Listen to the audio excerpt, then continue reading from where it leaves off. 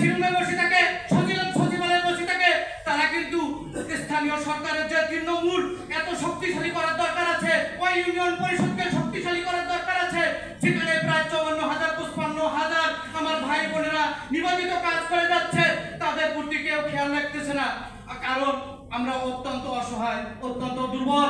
কোনো মেম্বার এই 8 জন 10 জন 15 জন মেম্বারের ভিতর থেকে কারচুপি করে হওয়ার সুযোগ থাকে না। কেউ দলীয় পরিচয়ে আজকে নির্বাচনে নির্বাচিত হয় নাই। আমি অনেক কিছু বলে ফেললাম। আমি পোটা নদী থেকে আবারও আমি আমার সে সিক্ত পন্থে আবারও অনুরোধ করব, যেহেতু আমি দেখেছি, sir please if you don't mind, আপনাকে ডক্টর জনগণের কাঙ্ক্ষিত সেবা দেওয়ার জন্য নির্লস প্রচেষ্টা করে আসছে, পর্যন্ত দিতে পারে না এই 3 বছরে। আমার মনে হয় আপনারা যারা এখানে সদস্য উপস্থিত হয়েছেন, দীর্ঘায়িত করার কিছু নাই, শুধু একটি কথা বলতে চাই। আজকে বিভিন্ন মহল ইউপি সদস্যদেরকে অপসারণ করার কথা বলা হচ্ছে। এই ফ্যাসিস্ট সরকারকে বিতাড়িত করার জন্য ছাত্র আন্দোলনের সাথে আমরাও ছিলাম। আমার ফোনে অনেক ভিডিও আছে, যে আন্দোলনের মাধ্যমে আমরা এই সরকারকে বিতাড়িত করেছি। এই সরকার পালাই যাওয়ার পরে আমরা একটা স্বপ্ন দেখেছি যে সামনে যে সময়টা আছে, আমরা যারা ইউপি সদস্য জনগণের কাছে আমরা ঘৃণার পাত্র হিসেবে পরিণত হয়েছে 3টি বছরে। কারণ এক ঝুড়ি বাড়ি দিতে পারি নাই, একটি কালভার্ট করতে পারি নাই, একটি রাস্তা করতে পারি নাই। যেই স্বপ্ন আমরা বুকে লালন করেছি যে সামনে যে কটি দিন আছে, এই কটি দিন ডক্টর ইউনূস স্যারের নেতৃত্বে যে সরকার গঠন হয়েছে, এই সরকারের আমলে হয়তো মানুষের পাশে থেকে মানুষের সেবা দিয়ে আমরা আমাদের সেই ঘৃণিত জায়গা থেকে একটা প্রশংসিত জায়গায় আমরা আসতে পারবো। যখন এই শব্দটা আমরা ইউপি সদস্য বুকে লালন করেছি, তখন বিভিন্ন মহল থেকে আমাদের ইউপি পরিষদ থেকে আমাদের অপসারণ করার বিভিন্ন প্রস্তাব দেওয়া হচ্ছে।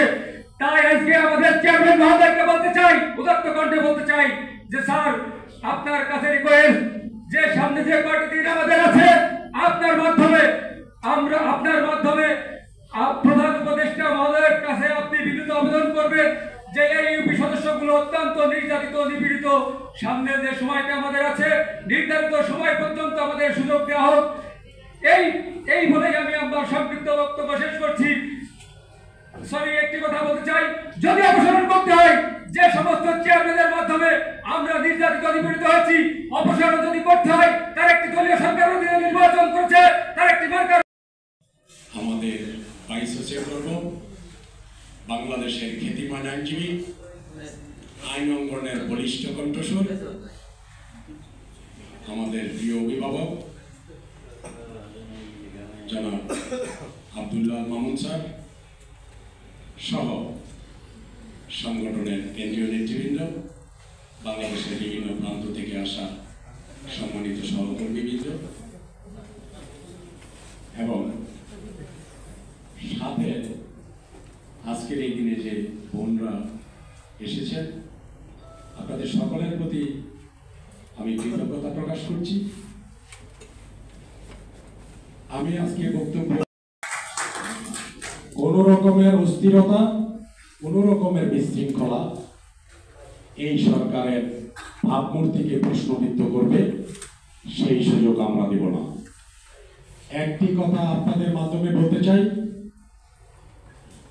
আমাদের মাননীয় চেয়ারম্যান মহোদয়কে অবহিত করতে চাই, 55,000 ইউপি সদস্যের 1,10,000 কান, 1,10,000 চোখ, 1,10,000 হাত। সরকার কর্তৃক সকল নির্দেশনা অত্যন্ত মনোযোগের সহিত আমরা 1,10,000 কান দিয়ে শুনব। বাংলাদেশের প্রতিটি ইঞ্চি ইঞ্চি মাটি 1,10,000 চোখ দিয়ে আমরা দেখব এবং আমরা 42 সময়ের যেটুকু একটি স্বাভাবিক নিয়মের প্রপাগান্ডা চালাতে হয়, ওইখানে যে টাকা খরচ হয় ইউনিয়ন পরিষদের বার্ষিক বরাদ্দ এই টাকা না। তাহলে আমাদের কি করতে হয়? আমি সারা বাংলাদেশের ইউপি সদস্যদের উপরে গবেষণা করে দেখেছি। আমি নিজে যখন প্রথম ইউপি সদস্য হয়েছি, বাপ যেহেতু জীবিত ছিল, নিজে যেহেতু জমির মালিক ছিলাম, পরামর্শ দিয়ে থাকে, তাদের কাছে তাদের প্রতি আমাদের সেলুট হাজারবার। বাড়িতে কুকুর পালবেন, একজন মানুষ যেন আপনার বাড়ির সামনে যেতে পারে না, ওই লোক আবার গিয়ে বুদ্ধি দিবেন যে সমাজে কি দরকার না। আপনারা তো ঠিক মতো, আমি যেটা বলি যে বেশি গ্যাদারিং এর ভিতর দিয়ে হাঁটেনও না। জেলা স্কুলের ছাত্র ছিলাম, আমি ওই ছাত্রদের আন্দোলনে সভাপতিত্ব করেছিলাম এবং আমি কুমিল্লা জেলা স্কুল থেকে ক্লাস 8-এ বহিষ্কৃত হয়েছি। তারপরে 1994 সালে বন্যা, দুর্ভিক্ষ, বিভিন্ন কিছু 1974 সালে বন্যা, দুর্ভিক্ষ, বিভিন্ন কিছু দেওয়ার জন্য আপনার স্কুল কলেজগুলিতে লঙ্গরখানা গঠন করা হয়।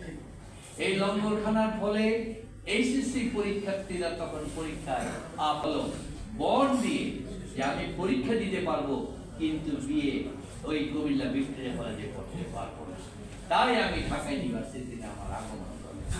তো সুতরাং বিভিন্ন আন্দোলন সংগ্রামের মধ্য দিয়ে স্কুল জীবন থেকে আমি ছিলাম।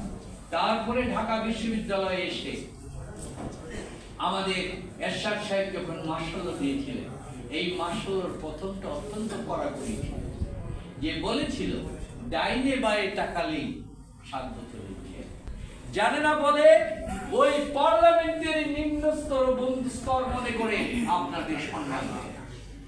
আপনাদেরকে এই জিনিসটি বোঝাতে হবে, আপনারা এমপির কোনো সম্পর্ক, এমপির কোনো জান নাই। এমপির স্থান হচ্ছে শুধুমাত্র পার্লামেন্ট।